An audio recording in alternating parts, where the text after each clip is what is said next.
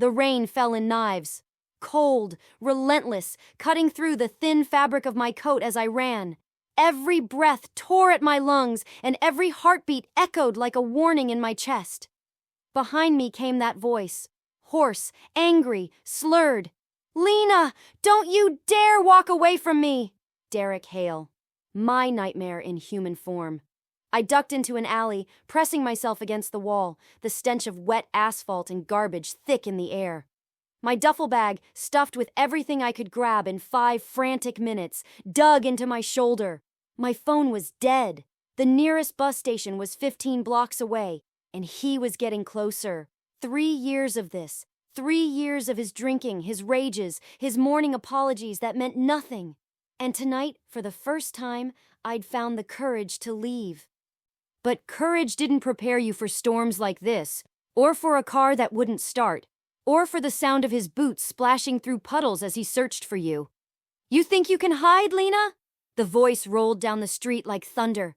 I pressed my palm against the slick wall, forcing myself to breathe quietly. My heart wanted to burst out of my chest, to run even when my legs couldn't. And somewhere inside, a small voice asked, if you were me right now, terrified, shaking, trapped between the monster you know and the unknown waiting in the dark, what would you do? Would you keep running? Or would you freeze, hoping the storm would hide you? When I dared to peek around the corner, I saw him under the streetlight, his outline sharp, his shoulders tense. The last time he'd looked that way, I'd ended up with broken ribs and a story about a fall no one believed. He was hunting me. Then, through the blur of rain, I saw it. A black car idling at the curb, its engine still running. No driver in sight. The windows were tinted so dark they looked like mirrors, swallowing the light around them. Something about it screamed wrong, but survival doesn't wait for moral debates. Before my fear could talk me out of it, I dashed across the street. Water soaking through my sneakers, lungs burning. I tugged the passenger door. It opened with a soft click. Unlocked. God help me. I slipped inside, shutting the door behind me. The silence that followed was deafening. The interior smelled faintly of leather and sandalwood. Warm air wrapped around me, but my skin still prickled with cold and dread. I crouched low, hiding below the window line, clutching my duffel bag to my chest. Every nerve screamed for me to stay still. Just for a few minutes, just until Derek passed by. Rain drummed against the roof in a steady rhythm. 1 minute, 2, then footsteps. Slow, heavy. Derek's voice grew closer. "You think you can hide from me, Lena? You can't hide from me." My breath hitched. I bit my lip to keep from making a sound. And then, the driver's door opened. Rain gusted in for half a second before the door shut again, with an expensive, quiet click. The world stilled. A deep voice broke the silence, low and controlled, the kind of calm that made your blood run cold. "You have 5 seconds to explain why you're in my car, before Jonas removes you permanently." My heart stopped. I lifted my head slowly. The driver wasn't alone. Outside, through the fogged glass, a mountain of a man stood guard beside the car, silent, immovable, the kind of presence that belonged to violence. But the man behind the wheel, he was carved from calm power. Late 30s, maybe 40. Dark hair slicked neatly back, jawline sharp, eyes unreadable. His suit was immaculate, his posture relaxed, the kind of composure that didn't come from peace but from total control. My voice trembled. I'm sorry. I just needed to hide. My ex, he's out there. He lifted one hand, and I fell silent instantly. "Jonas," he said, his eyes still on me through the mirror. "Check the street." The huge man vanished into the storm. I sat frozen, feeling every drop of rain slide down my skin. "I'll go," I blurted out. "I'll get out. I didn't mean—" "Stop!" Just one word, quiet, absolute. It froze me more effectively than Derek's shouting ever had. The stranger turned his head slightly. In profile, his features were severe, handsome, but dangerous. The kind of man you instinctively knew could break bones or save lives with equal ease. Jonas returned moments later. Man half a block down, drunk, checking alleys. Description? White male, early 30s, leather jacket. My stomach clenched. "That's him," I whispered. "That's Derek Hale." The stranger's gaze flicked up to meet mine in the mirror.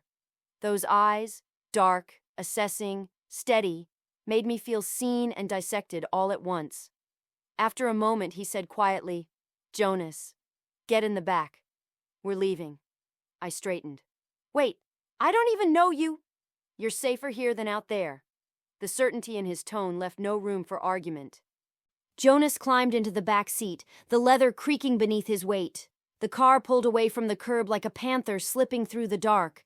I watched Derek's silhouette shrink in the rain until it vanished around a corner. Relief surged through me, followed immediately by fear. Because now I was alone, in a stranger's car, with men who radiated quiet danger. "Thank you for helping me," I managed, my voice thin. "But you can drop me off at the next light. I don't want to be a problem." His gaze met mine again in the mirror, unblinking. "Your name," he said. "Lena. Lena Carter." He nodded, like confirming something he already knew. "Lena Carter," he repeated softly. "You made a dangerous mistake tonight." "I know," I whispered. "Desperation makes us reckless. But tell me." His tone lowered, almost thoughtful. "When you chose a stranger's car over the life you were running from, did you feel afraid or free?" His question hit like lightning. I didn't know the answer. Maybe both. Maybe that was the point. "Do you know who I am?" he asked next. I shook my head. "Good," he said finally. "You can call me Mr. Voss." The name rolled through the air like thunder, quiet but dangerous. "Where are we going?" I asked. "Somewhere safe," he said simply. "Somewhere Derek Hale will never find you." I didn't know whether to believe him, but for the first time that night, I wanted to. Hey, before we continue, if you're feeling the story so far, please tap that subscribe button, drop a like, and share this with someone who loves deep stories too. And let me know where you're watching from in the comments. I love seeing how far our stories travel. Now let's return to the moment everything changed. The city blurred past the window, streaks of gold and silver through the rain. I watched them in silence, clutching my duffel bag like a lifeline. Adrian Voss said nothing as he drove. The car glided through the wet streets like it knew exactly where to go. Jonas, the massive man in the back seat, sat so still he could have been carved from granite. Somewhere behind us, Derek Hale was still out there. I pictured him under a streetlight, soaked and snarling, realizing I'd vanished.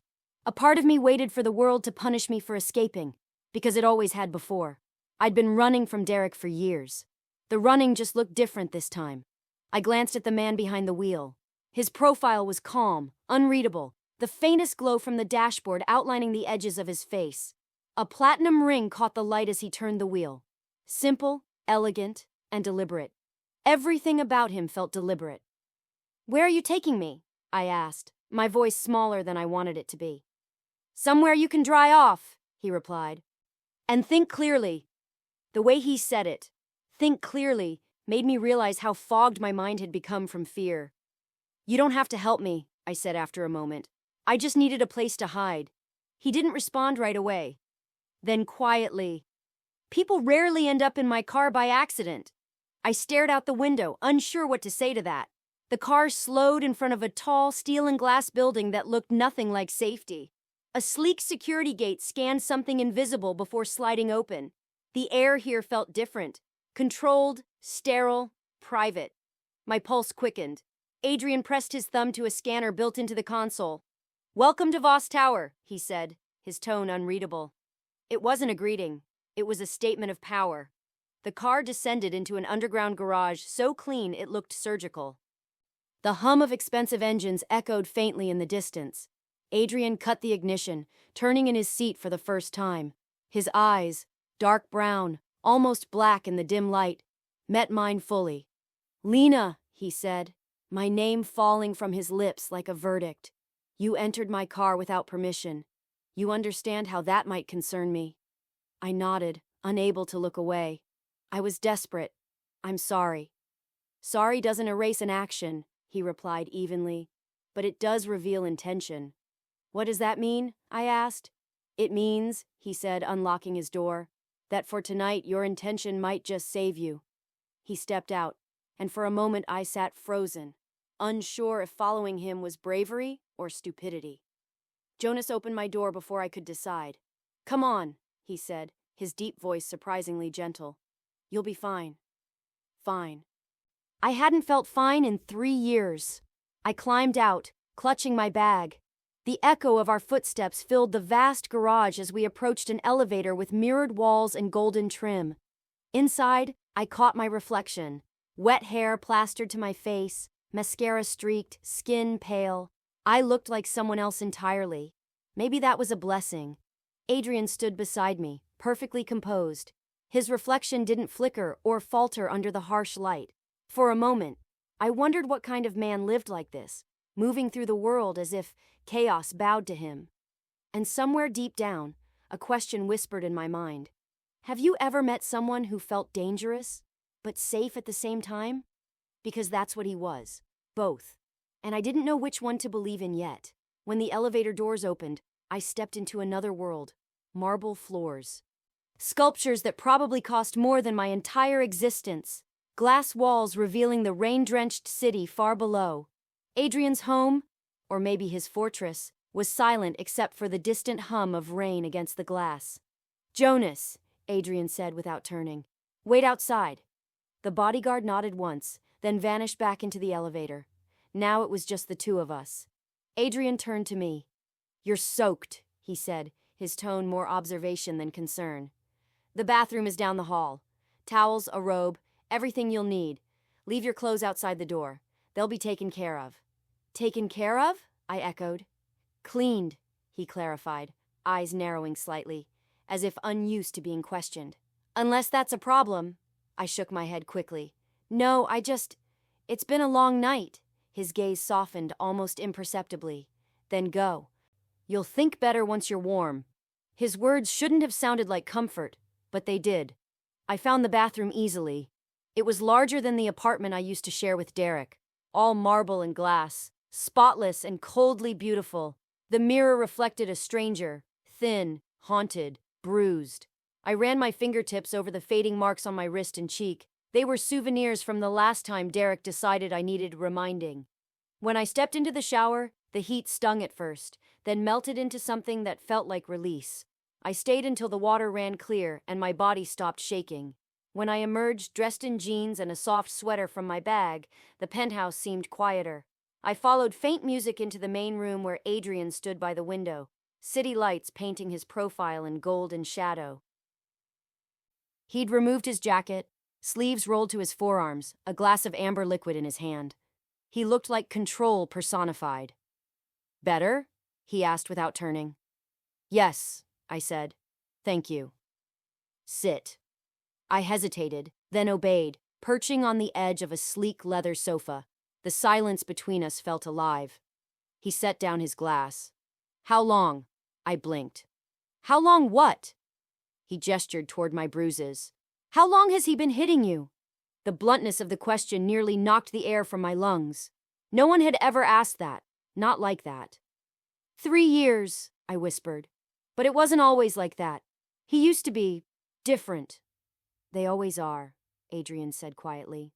His voice was calm, but his eyes held something dangerous and familiar. He poured another drink, then gestured toward the kitchen. "You should eat." "I'm fine," I lied. "You're trembling," he countered. "And I don't tolerate dishonesty. Not in my home."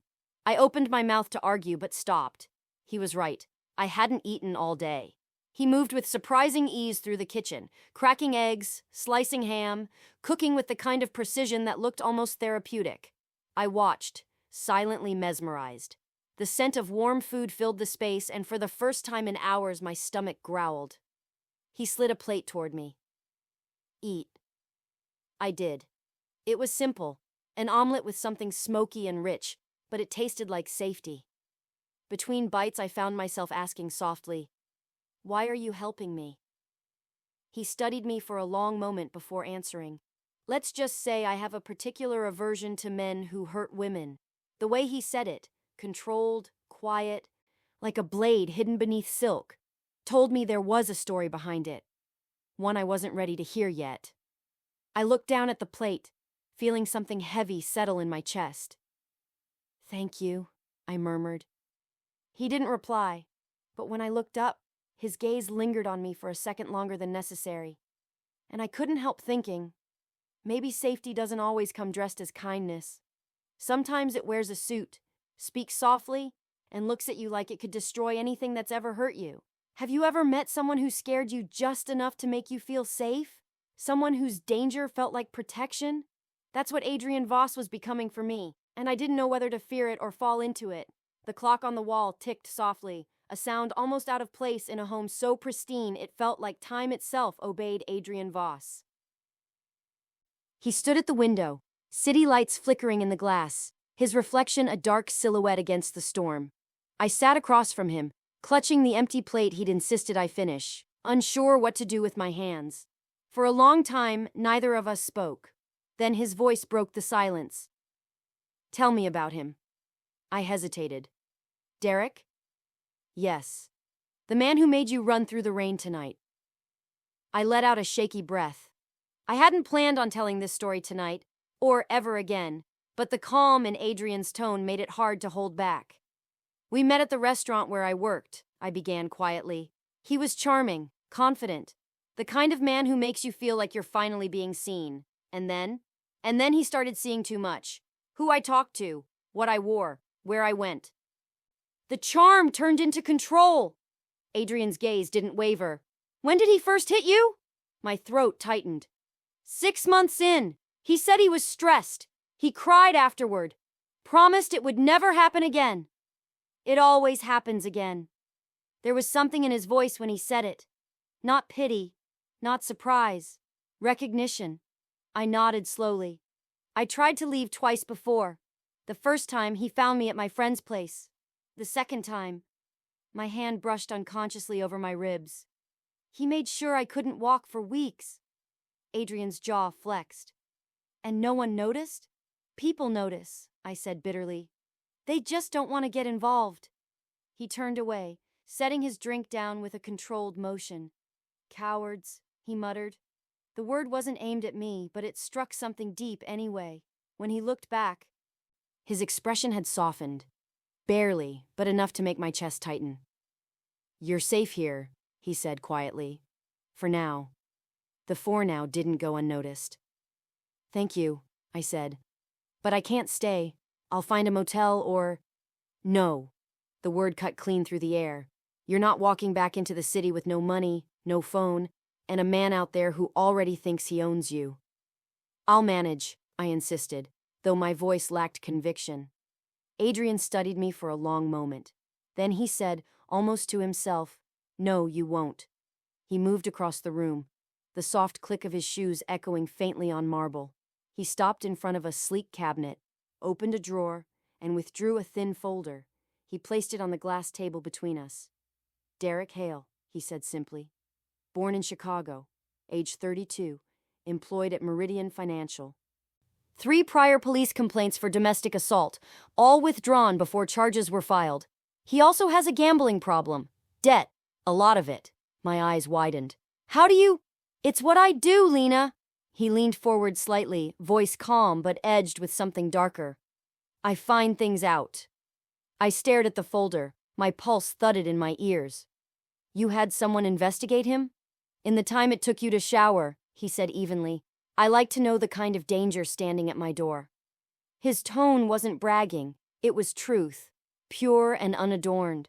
The realization hit me then.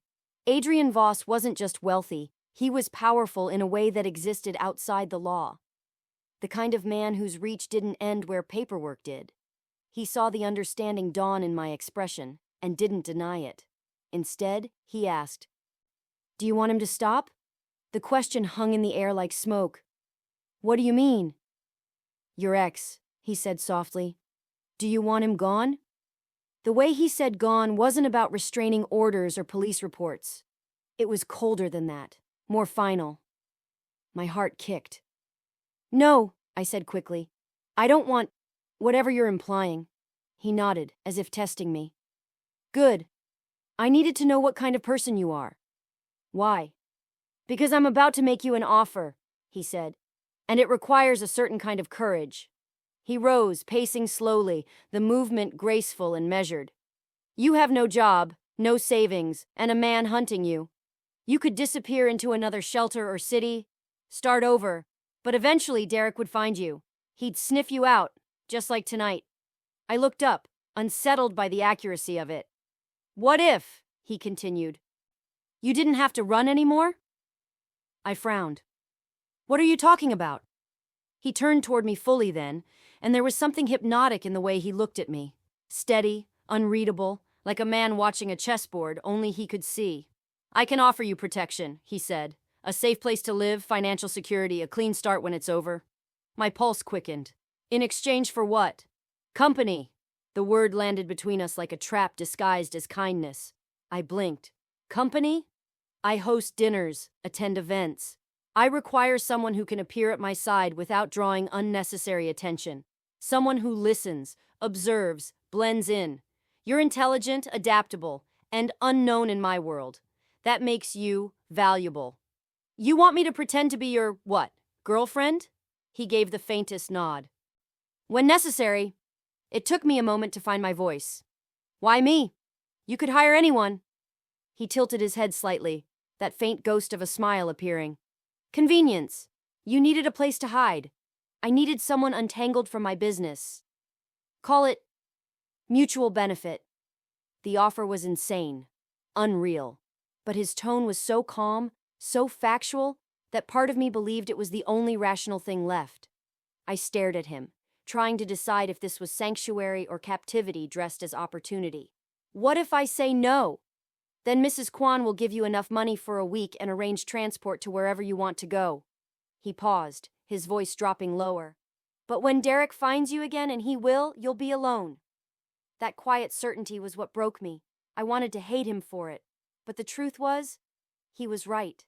I leaned back, feeling my chest tighten. And if I say yes, he didn't hesitate, then you'll have protection, comfort, and a new beginning after 6 months. New name, new life, clean records. You'll disappear completely. Disappear? I echoed. Sometimes that's the only way to be free, he said softly. For a long time, I stared at the city lights through the glass walls, thinking of the years I'd wasted surviving instead of living, of the nights spent convincing myself that love meant endurance. And now this stranger was offering me a way out, at a price I couldn't yet name. My voice was barely a whisper. I need to think about it. You have until morning, he said, standing. A room has been prepared for you. He pressed a button on the wall, and a woman entered. Small, elegant, middle-aged, with kind eyes. Mrs. Kwan, Adrian said. Please show Miss Carter to her room. Mrs. Kwan smiled gently, her voice soft. Follow me, dear. As I rose, Adrian spoke one last time. Lena, I turned. When I make an offer, I don't repeat it. His tone wasn't a threat. It was a fact. I followed Mrs. Kwan down a marble hallway, my mind spinning. The room she led me to was beautiful. Soft lighting, silk sheets, a view of the city that looked almost forgiving through the rain. When I finally lay down, the question that had followed me all night returned, whispering in the dark, would you trade your freedom to finally feel safe? And if safety came from a man like Adrian Voss, would you still call it freedom? Morning came slowly, not with sunlight, but with the soft hum of hidden machinery and the faint scent of coffee drifting through the air. For a moment, I didn't remember where I was. The sheets were too soft, the silence too heavy. Then I saw the skyline beyond the glass wall, sharp towers glinting against the overcast dawn, and it all came rushing back. Adrian Voss, the car, the offer. I sat up, clutching the blanket to my chest, my mind tangled between disbelief and something dangerously close to curiosity. A soft chime sounded, and the door slid open with mechanical precision. Mrs. Kwan stepped in, holding a tray of breakfast. Eggs, fruit, coffee so rich it perfumed the entire room. Good morning, Ms. Carter, she said kindly. Mr. Voss asked that you eat before he joins you. He's here? I asked, startled. In his study. He's been up for hours. Of course he had. Men like Adrian didn't sleep. They waited, calculated, moved the world while the rest of us caught our breath. Thank you, I said softly, and she smiled, setting the tray by the window before disappearing again as silently as she'd arrived. I stared at the food. My stomach growled, but my nerves twisted tighter. Was I really considering his offer? 6 months of pretending to be someone else. 6 months of living in a world that wasn't mine. 6 months tethered to a man who scared me as much as he fascinated me. Would that really be freedom? Or just another cage? Prettier, quieter, and harder to leave. I picked up the coffee cup, the warmth grounding me, and took a sip. It was perfect, smooth, strong, intentional. Just like him. When I finally gathered the courage to leave the room, I found Mrs. Kwan waiting in the hall. "Mr. Voss is expecting you," she said. She led me through a corridor lined with modern art that probably had names and meanings I'd never understand. The penthouse felt like a museum. Every piece placed precisely where he wanted it. Everything controlled. At the end of the hall, she opened a set of tall double doors. Adrian was there. He stood beside a floor-to-ceiling window, dressed in a black shirt and tailored trousers, sleeves rolled up to his forearms. He wasn't looking at the skyline, though. He was watching a security feed projected onto a glass panel embedded in his desk. When he turned, the motion was effortless, deliberate. "Sleep well?" he asked. "I tried," I said honestly. He nodded, gesturing to the chair across from him. "Sit." I obeyed. He slid a folder across the table. Inside was a sleek ID card bearing my picture, only it wasn't my name printed beneath it. "Who's Elena Moore?" I asked, my pulse quickening. "You are," he replied simply. "For the next 6 months." My throat tightened. "You already made it?" "I prefer to plan ahead," he said. "Your new identity is complete. Background, work history, education. You'll attend a gala with me tonight as my associate. It's an event for the Langford Foundation." The name sounded familiar. "Richard Langford?" His jaw tensed slightly. "You've heard of him?" "He owns half the city," I said. "Philanthropist, right?" Adrian's lips curved faintly, though it wasn't quite a smile. Philanthropy is often a disguise for something else. "Tonight, you'll see that for yourself." I stared at the ID card, the name Elena Moore staring back at me. The woman in the photo looked calm, composed, someone who belonged in a world like his. "She looks nothing like me," I said quietly. Adrian's eyes flicked over me, slow and assessing. "Not yet." My cheeks warmed under his gaze. I hated that my pulse reacted to it. "Mr. Voss," I said carefully, "I haven't agreed to anything." He leaned back in his chair, folding his hands. "Then this is your last chance to say no." His voice was so calm that it made the air heavier. I hesitated. If I walked away now, I'd be back on the streets by nightfall. Derek would find me within days. If I stayed, I'd be walking into a life I didn't understand, bound to a man who dealt in power the way others dealt in air. Both choices scared me, but one of them offered survival. "I'll do it," I said finally.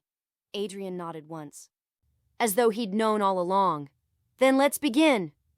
The rest of the day unfolded like a dream I couldn't wake from. Mrs. Kwan introduced me to a tailor who arrived with an entire wardrobe. Sleek dresses, fitted suits, heels I could barely stand in. Every piece chosen without asking for my opinion, yet somehow everything fit perfectly. A makeup artist arrived next, speaking in hushed tones while she worked. By evening, the woman in the mirror truly was Elena Moore. Elegant, controlled, unrecognizable.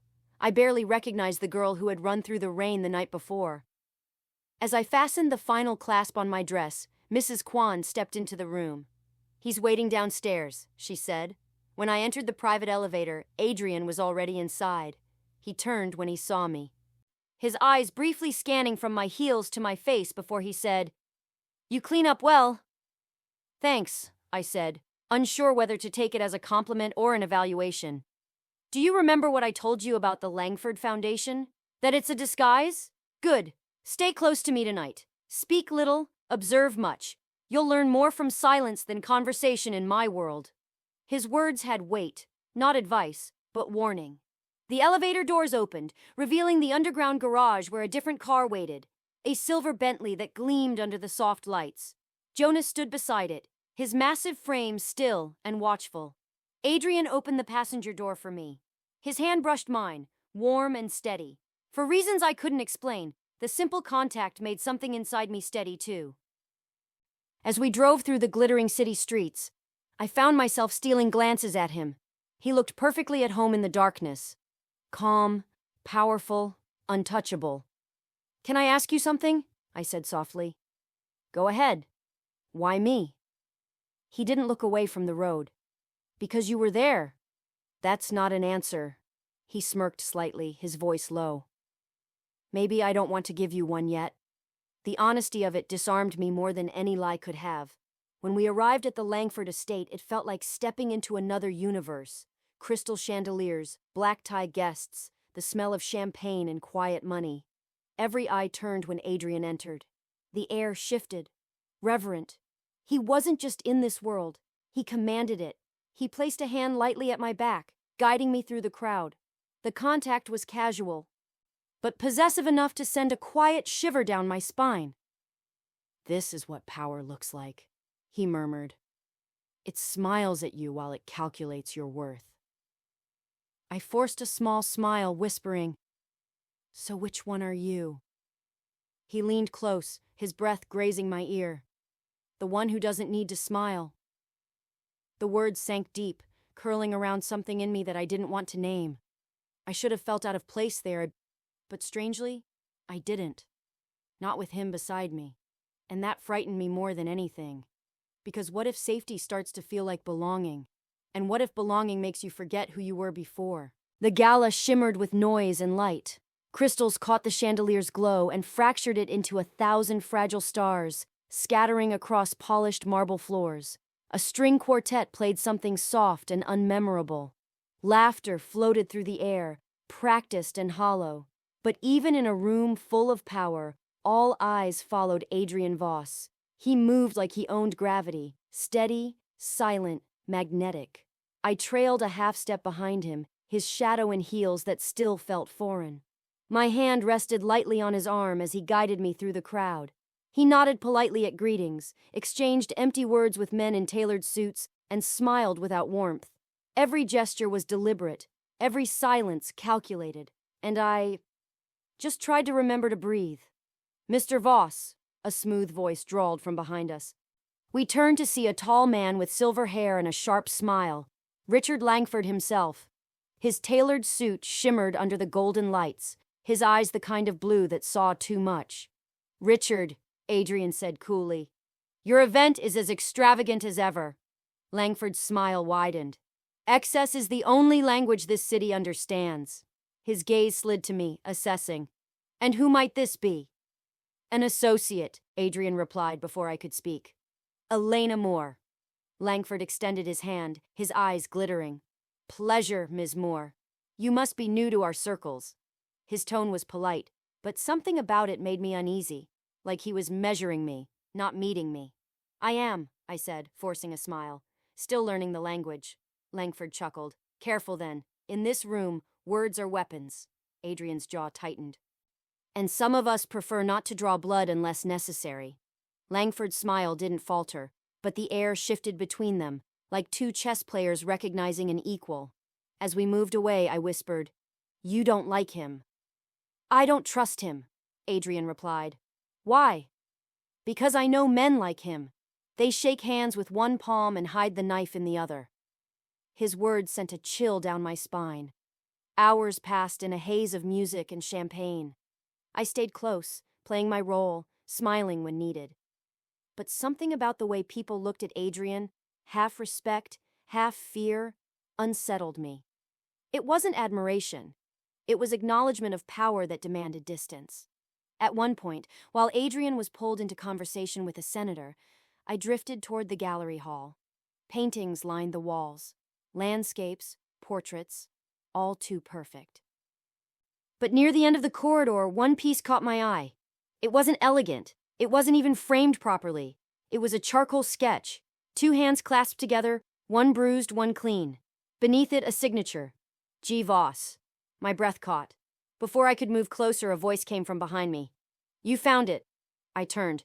Adrian stood there, his expression unreadable. "That's yours?" I asked, gesturing to the painting. He nodded once. "Years ago." "I didn't know you were an artist." "I'm not," he said simply. Not anymore.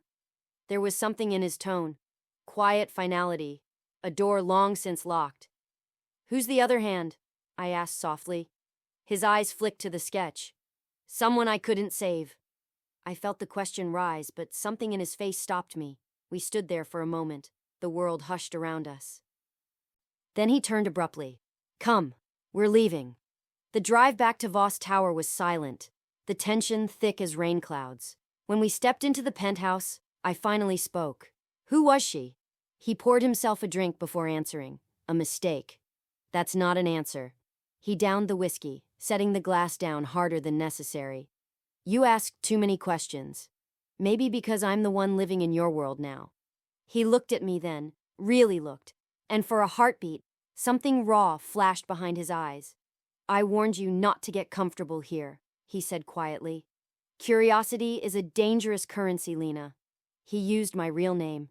The sound of it broke through me like lightning. Why does it matter so much to you that I stay quiet? I asked, stepping closer. What are you hiding? He turned away, pacing toward the window, his reflection a shadow over the city lights. Do you really want to know? He murmured. Yes. He hesitated, then said, The Langford Foundation is a front for a network that launders money through charities, shell companies, even hospitals. I helped build it once, before I realized what it cost. My chest tightened. You were part of it? I was the architect, he said flatly. And when I tried to dismantle it, they made sure I lost everything that mattered. The person in the painting, I whispered. He didn't answer, but the silence was confirmation enough. I took a slow breath, the pieces fitting together in my mind. You're still fighting them. I'm surviving them, he corrected. Is that why you wanted me here? As a cover? He turned sharply, eyes locking on mine. You think you were random? I froze. What do you mean? His voice lowered, dangerous and intimate all at once. Derek Hale doesn't owe money to the Langfords. He owes it to me. My stomach dropped. What? I've been monitoring him for months. His debts, his associates. He was getting desperate enough to make deals with the wrong people. People connected to Langford. And then I saw you. The room tilted. You knew about me? I didn't plan to involve you, he said. Until I saw what he did to you. Until I realized you could be used to expose him. My heart pounded. So this protection, it's not kindness, it's strategy. His jaw tightened. It was, at first. At first? I echoed. He didn't look away. Now it's complicated. The honesty in his voice disarmed me more than any lie could have. Complicated how? He took a step closer, closing the distance between us until I could feel the heat of his breath. Because you weren't supposed to matter. The air between us pulsed with tension. His eyes flicked to my lips, then back to my eyes, and for one dangerous moment, I forgot every reason I should hate him. He reached up, brushing his thumb along my jaw. You're trembling. I'm angry, I whispered. Are you? His voice dropped to a whisper. Because I think part of you understands me. I stepped back, my pulse wild. You used me. And you're still here, he said softly. Ask yourself why. I wanted to slap him, scream, run. But instead, I just stood there. Because the truth was, I didn't know why. Maybe because the man who'd saved me had also deceived me. Maybe because safety and danger had become the same thing in my world. Or maybe because every time he looked at me like that, I forgot how to breathe. Have you ever hated someone so much you couldn't tell if it was really hate? That's what he became. A contradiction I couldn't stop needing. That night, I couldn't sleep. I kept replaying everything he'd said, about Derek, about Langford, about the network. He hadn't lied, not completely, but he'd chosen his truths like a surgeon chooses cuts. Clean, precise, and just deep enough to hurt. And the worst part? I still didn't want to leave. The city slept beneath the storm, but I didn't. The rain tapped against the glass like a pulse I couldn't escape. I sat in the dark on the edge of the bed, still in the gown from the gala, my hands clenched in my lap. Everything I thought I understood about Adrian had cracked open. He'd known Derek. He'd used me. And I'd let him. The clock on the wall blinked past midnight. Every tick sounded like accusation. In the reflection of the window, I saw my own face. Mascara smudged, eyes hollow. Elena Moore, the woman in the mirror, looked untouchable. But Lena Carter, the one still trembling inside, was coming apart. I heard the soft click of a door behind me. Adrian's voice came, low and cautious. "You haven't slept." I didn't turn. "You think I could?" He stepped inside, his silhouette reflected beside mine in the glass. "You shouldn't have found out that way." "That way?" I snapped, spinning to face him. "You mean the truth?" He didn't flinch. "Yes. You used me," I said. "You brought me here because I was convenient, because Derek was useful to you." "I brought you here," he said evenly, "because you were in danger." The rest came later. "Don't do that," I said sharply. "Don't act like you saved me out of kindness." He crossed his arms, jaw tight. "You think I'm incapable of kindness? I think you calculate everything," I hissed. "Even mercy." He was silent for a moment, then said quietly, "You're not wrong."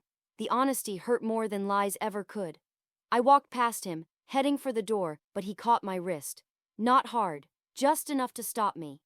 "Where would you go?" he asked. "He's still out there." I yanked free. "Then maybe I'll take my chances." He stepped closer, his voice a low command. "You walk out that door, you won't last the night. Derek owes money to men worse than me. He's desperate, reckless, and angry. You think he'll stop at finding you?" "I don't care," I shouted.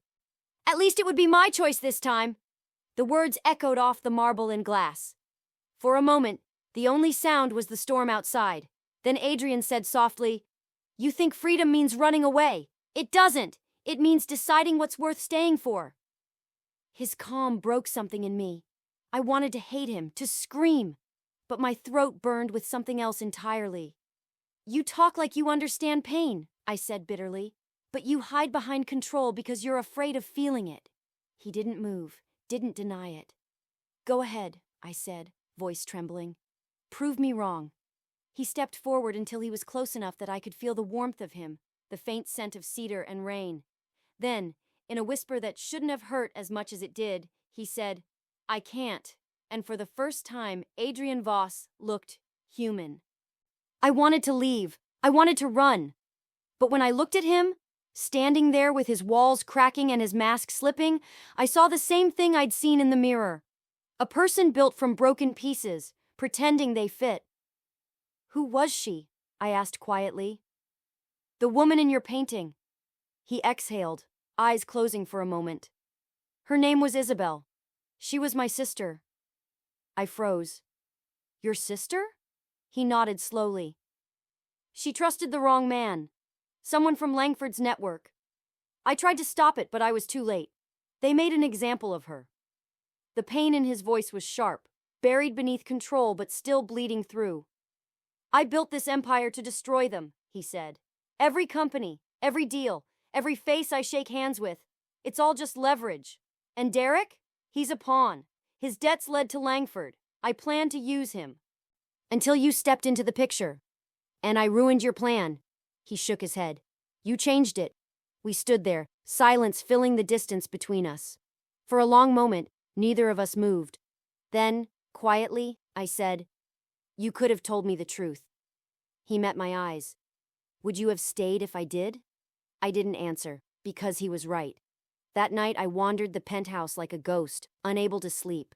The city stretched out below me, cold, infinite, indifferent. I thought of Derek, of the first time he'd called me beautiful, and the first time that word turned into a weapon. I thought of Adrian, how his words cut in different ways, quieter but deeper. And I wondered which version of me either of them had ever really seen. Have you ever looked at your life and realized you don't recognize the person living it? That's what it felt like, staring out at a city that used to terrify me and realizing it wasn't the world I feared anymore. It was the reflection in the glass. The next morning, the silence felt heavier. Jonas found me in the kitchen, his usual stone expression softer. "You should eat," he said, setting a cup of tea in front of me. "Does he ever sleep?" I asked. Jonas gave a dry chuckle. "Not when he's angry." "Angry at me?" He shook his head. "Angry at himself." I didn't know what to say to that. Before I could ask more, the elevator chimed. 2 men in black suits stepped out. Strangers, their movements precise, military. They spoke quietly to Jonas, who immediately straightened. "What's happening?" I asked. Jonas's face darkened. "Langford's men are making moves. They hit one of Adrian's warehouses last night." "Hit?" "Firebombed," he said flatly. My stomach dropped. "Is he?" "He's fine. But this changes things. He'll want you to stay inside." Inside, like a bird in a gilded cage. I walked toward the window, staring down at the storm-dark city.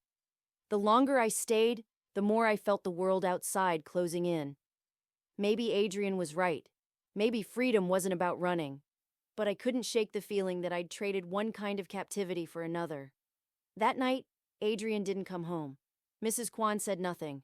Jonas just kept pacing, phone in hand, eyes scanning the windows like they could betray him. When the clock struck 2, I couldn't take it anymore. I went to the window, staring out into the endless dark. And then I saw it. 2 headlights slicing through the rain. Moving fast toward the building. A heartbeat later, the glass shattered. The world exploded into fire and noise. I was thrown backward, hitting the marble hard. Alarm screamed. Jonas shouted something, dragging me to my feet, shoving me toward the stairwell. Through the chaos, one thought cut through everything else. They'd found him. And now, they'd found me. We stumbled down the emergency stairs, smoke clawing at our lungs. Jonas kept his grip firm on my arm. "Where's Adrian?" I choked out. "He'll meet us downstairs. Keep moving." But something in his voice, tight, urgent, told me he wasn't sure. As we reached the ground floor, the doors burst open. A black SUV screeched to a stop.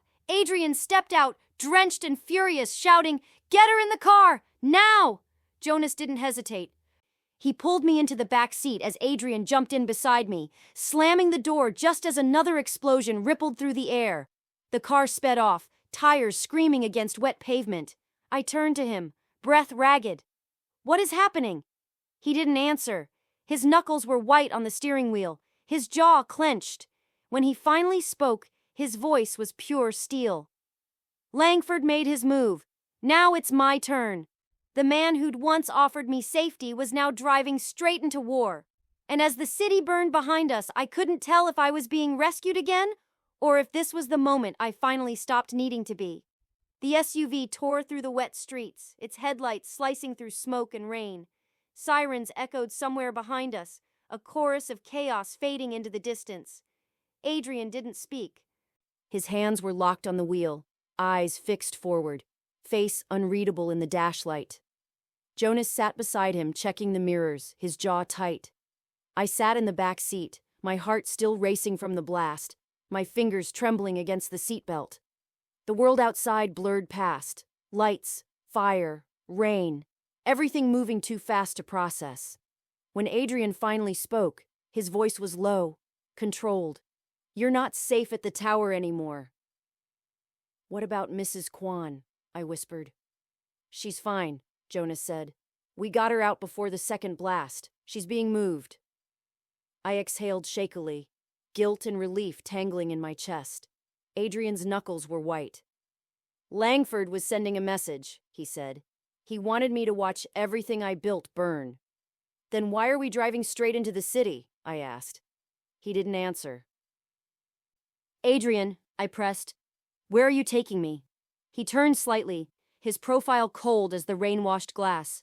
"Somewhere he won't follow." The car pulled into an old warehouse district, long abandoned except for the hum of electricity and the glow of security lights.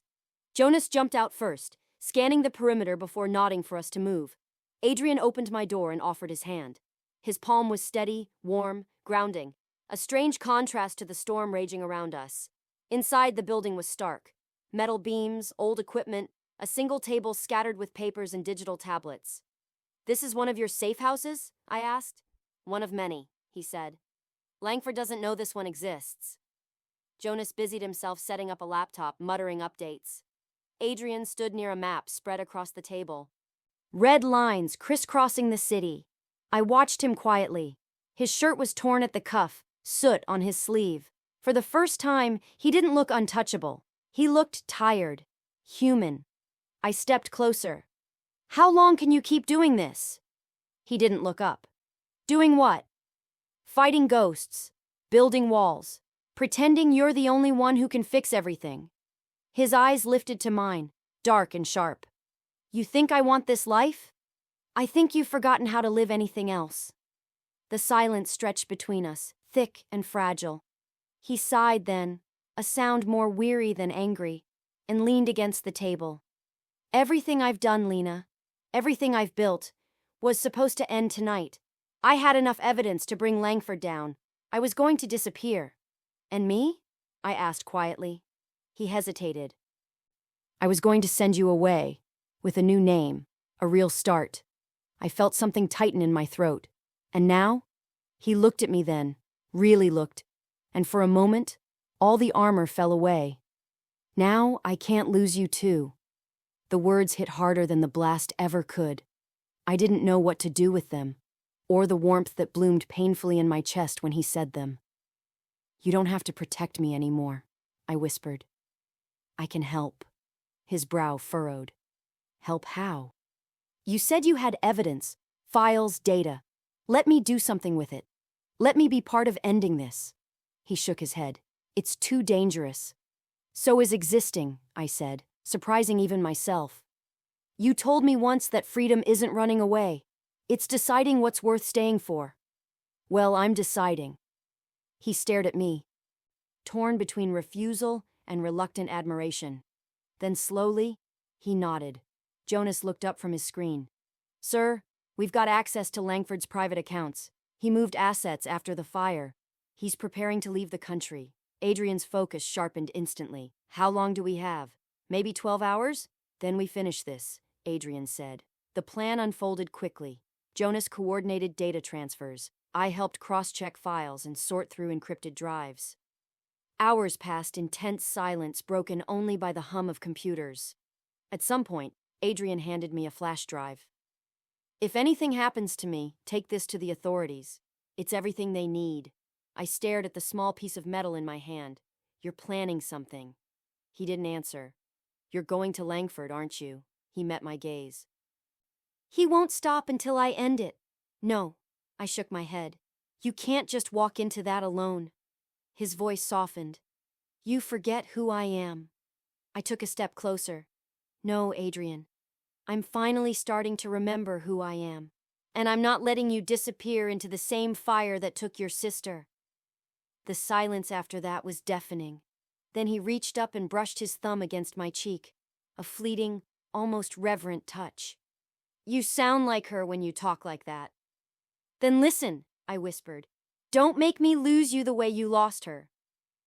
Before he could respond, Jonas's laptop chimed. We've got a location. Langford's last known address. A private airstrip outside the city. Adrian's eyes hardened. That's where it ends. He turned to me. Stay here. I stepped in front of him. No. Lena, I'm coming. The conviction in my voice surprised both of us. He looked at me for a long moment, then finally said, If you stay within 10 feet of me, I won't try to stop you. It wasn't permission. It was trust. The drive to the airstrip was quiet except for the rain on the roof. The horizon glowed faintly with the coming dawn. I realized I wasn't afraid anymore. I wasn't the woman hiding behind dumpsters, or the one begging to be saved. I was standing beside the man who'd turned survival into an art. And for the first time, I felt like his equal. Maybe courage isn't the absence of fear, I thought. Maybe it's walking into the fire anyway, because this time you finally know who you are. When we reached the gate, Adrian cut the engine and turned to me. If anything happens, he said quietly, don't wait for me. Run. I smiled faintly. You're really bad at taking your own advice. He huffed a breath, something almost like a laugh, and opened the door. The night air was cold, heavy with the scent of rain and jet fuel. Lights glowed in the distance. Langford's jet waiting, engines idling. Adrian checked his weapon, eyes sharp, every movement precise. I followed a step behind, the flash drive tucked in my pocket like a promise. Whatever happened next, I knew one thing for certain. I wasn't running anymore. There's a moment when fear turns into clarity. When you stop waiting to be saved and start saving yourself. I used to think Adrian Voss was my escape. But maybe he was just the mirror I needed to see who I'd been all along. The runway lights cut pale paths through the fog. Beyond them, Langford's jet crouched like a silver predator, its engines humming low, ready to devour the sky. Adrian and I moved through the shadows toward the hangar. Rain slicked the tarmac, the scent of fuel sharp in the cold air. Jonas covered us from a distance, silent and watchful. Inside the hangar, figures loaded crates onto the plane. Langford stood near the stairs, phone pressed to his ear, his posture calm, assured, as if the city behind him hadn't just burned. Adrian stopped at the edge of the light. His hand brushed mine, steadying me. "You stay behind me, no matter what happens." I nodded, but inside, something in me had already changed. I wasn't the one who needed to hide anymore.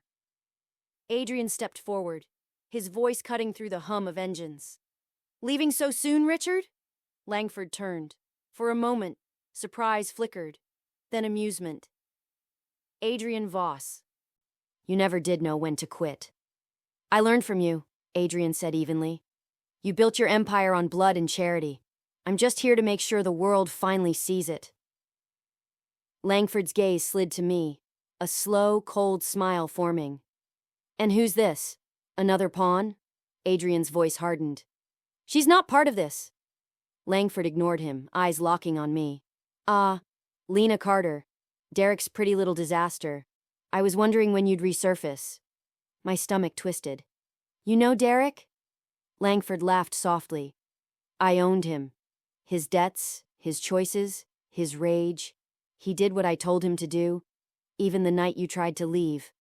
The words hit like a blade. What do you mean?" Langford took a step closer. "Who do you think gave him the money? Who told him to keep you close? You were leverage, my dear." Adrian needed motivation. I looked at Adrian. He didn't deny it. His silence was confession enough.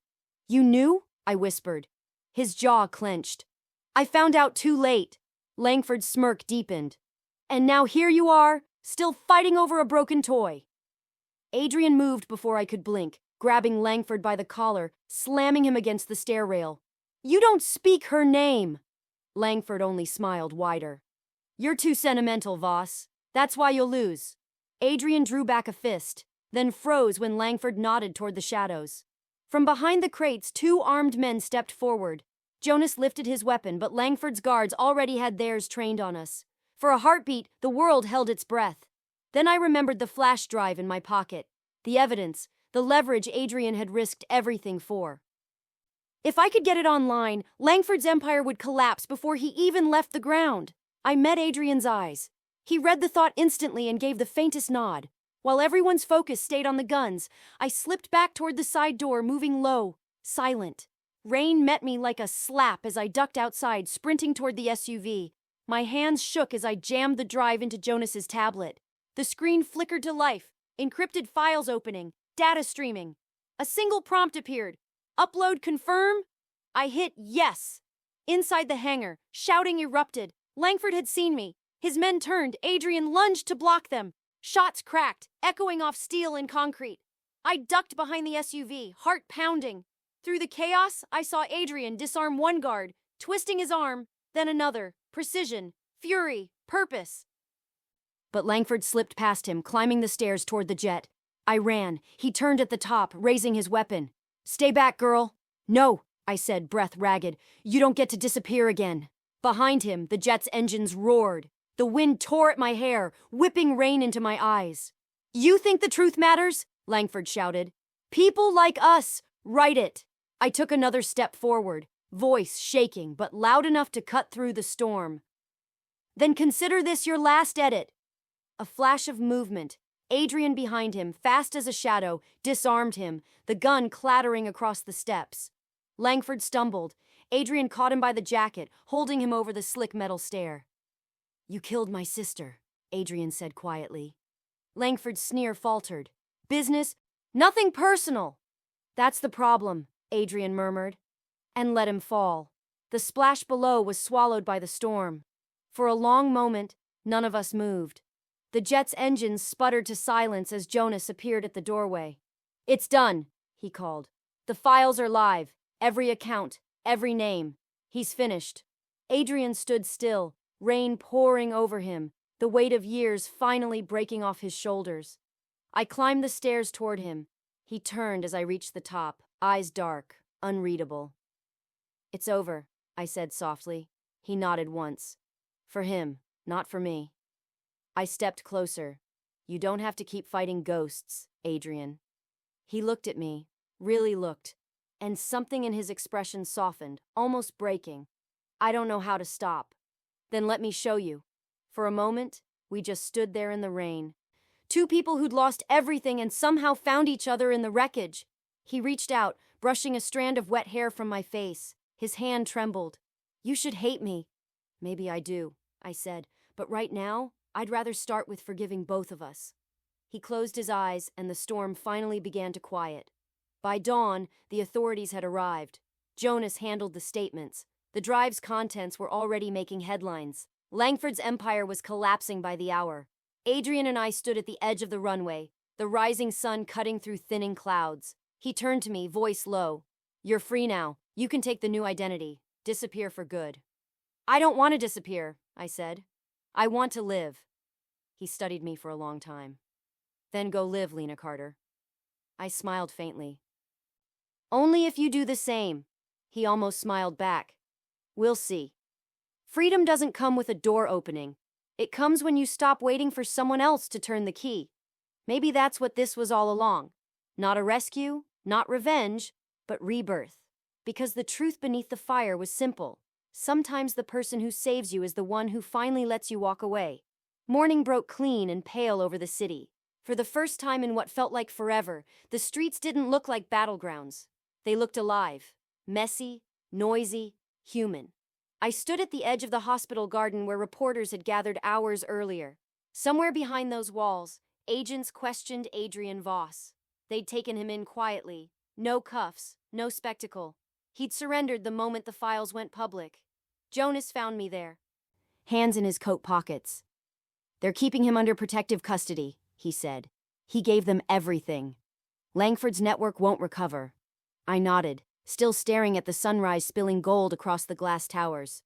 So that's it? Pretty much, Jonas's voice softened. He told me to give you this. He handed me a small envelope. Inside was a single note in Adrian's neat, deliberate handwriting. Lena, freedom is choosing what to carry forward. Leave the rest. No promises, no apologies. Just that single sentence. Somehow it was enough. Weeks passed. The city returned to its rhythm. Headlines shifted to new scandals. I found a small apartment on the east side, the kind of place where no one asked questions, and the morning light fell kindly through the windows. I found work at an art gallery. Maybe a coincidence. Maybe not. Every time I walked past a painting, I remembered that rough charcoal sketch of two hands and wondered if it still hung in the ruined tower. I took the job anyway. Maybe part of healing was surrounding yourself with beauty that had survived its own damage. One afternoon, Mrs. Kwan appeared at the gallery door. Her smile was warm, her voice exactly as I remembered. I thought you might like this, she said, handing me a rolled canvas. When I unwrapped it, I had to blink back tears. It was the sketch, the same two hands, cleaned, reframed, edges charred but intact. He wanted you to have it, she said. Said you'd understand. And I did. The bruised hand wasn't only Isabel's anymore. It was mine. It was his. It was anyone who'd ever reached for redemption and found another scar instead of forgiveness. And kept reaching anyway. Months later, I saw him again. The trial was over, Langford's empire dismantled. Adrian had served his part quietly. Testimony, documents, endless interviews. The world called him whistleblower, conspirator, traitor, savior. He didn't correct any of them. He found me at the gallery closing. No suit this time, just a dark shirt, sleeves rolled, the edges of a quieter life showing in his face. For a long time, we just looked at each other. Then I said, "You kept your promise. You disappeared." "I tried," he admitted. "But ghosts don't stay gone unless someone forgives them." "And you came here for forgiveness?" His mouth curved faintly. "For a beginning." We walked through the gallery together. past colors and light and silence. He stopped in front of the sketch, studying it. You kept it. I did. What does it mean to you now? He asked. I thought for a moment. That survival isn't the same as living, and that sometimes the person who breaks your world open is the one who teaches you how to rebuild it. He nodded slowly. You rebuilt it beautifully. We stepped outside into the evening air. The city buzzed around us. Car horns, laughter, rain beginning to fall again, soft and familiar. He turned to me. You ever think about leaving all this behind? Starting over somewhere warm? I smiled. Maybe. But not to hide. To live. Adrian studied me, then offered his hand. Not a command this time, not protection, just a question. I took it. We walked without a plan, just two people learning what quiet felt like. The rain deepened, soaking through our coats, but neither of us hurried. After everything that had burned, the water felt like grace. Freedom, I learned, isn't about escape. It's about choice. The courage to stay, to forgive, to love again when every instinct tells you not to. We spend so much time running from the fire that we forget what comes after it. The smell of rain on ash, the green that grows through ruin. If you've ever lost everything and started over, you know the truth Adrian taught me in the end. Survival is the beginning. Living is the victory. The waves of the city lights rolled beneath us as we disappeared into the crowd. Not fugitives, not victims, just two souls finally unafraid of being seen. Thank you for watching this story to the end. If you enjoyed this story, you will surely love the next one. It's as crazier and more intriguing as you can ever imagine. So do check it out. Click on the image showing on your screen right now to watch the next one.